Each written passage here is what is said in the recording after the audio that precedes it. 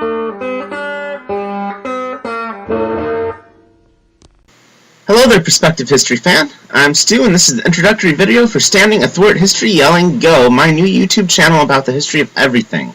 I'm a graduate student with a background in history, geography, education, and art, and I hope to share what insight that gives me with the rest of you. Now, history's been referred to as one damn fact after another, but it's more than just facts. It's the interaction of different groups with different sorts of incentive structures. It's a series of natural experiments. In other words, it's a science. History is the science of human interaction, and although we cannot do direct experiments as in some sciences, we can draw lessons from the natural experiments in the historical record in a fashion consistent with the scientific method.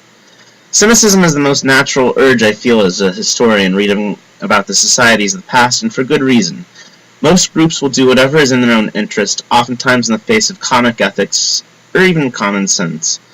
There are stories of valor and heroism in the past, too, of people rising above and beyond themselves, and civilization rests upon their sacrifices. But human civilization, though created of such stuff, is rarely peopled by it. History is not made up of great men, but of great forces, of groups of people acting usually selfishly. We should often expect the worst of the powerful as we learn about the past, and be cynical about everything they wrote and said. We should especially be cynical with our heroes, to look at them with a particularly careful eye, and not let ourselves be fooled by comforting nonsense. Cynicism is probably the most succinct, everyday, and non-ideological term I have to express both the historical method and the answers it produces.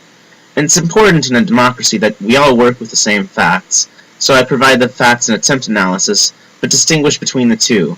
True objectivity is an impossible standard to meet, although I believe that objective truth exists. I do not believe any one individual is ever in a position to know all of it. So we're all shaped by our biases and our background, so that even the facts I choose to take note of might be shaped by my unconscious biases. I can only attempt to be fair and present my bias where it exists and might compromise my analysis, so you can be the ultimate judge. In keeping with this cynical attitude, we have to look not at great men or propaganda, but at institutions. History is the record of institutions, how they persevere and change over time, and for whose benefit they work. An institution is any incentive structure that limits a negative right in order to provide a positive right, presumably of greater value, at least for someone, somewhere. Institutions can be open and work for the benefit of all, like the idea that you drive on only one side of the road, but in exchange you can drive much faster. They can also be closed and work for the benefit of the few and powerful, like the activities of much of recent government in the West. This may seem like a bit much for the video equivalent of a terms and conditions section, but as a historian, it's important to try and lay out my approach so you can judge my works for yourselves. These won't be peer-reviewed papers dripping with citations, but where citations are necessary, they will be provided, ideally in a form accessible to all of you for free. What else do I have to say as I launch this channel? I was motivated to do it by watching three people: Carl Sagan, Isaac Arthur, and Joe Scott. They are, or were, great popularizers of science, and the latter two run some of the most consistently interesting channels about science and futurism on these here tubes. Watching these two share their knowledge here on YouTube inspired me to try my hand at it. And now that I think about it, I was motivated by a fourth, Georgios Tsoukalos. I used to run an elementary school library in a Title I school, and it was full of donated books from kooks like him, presenting their crackpot theories as if it were real science. Ancient Aliens seems like a hoot of drug-fueled mad fun until you have a class full of fourth graders earnestly asking you if you too think that aliens built the pyramids. It was one of the personally saddest days of my professional life, seeing how far we've let our educational standards slide, how much the truth has given away the big lie in our wider culture.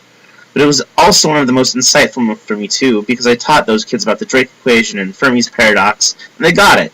They weren't too simple, too uninformed. Fourth graders grasped deep scientific principles I've failed to explain to college students because they were engaged and cared about the truth.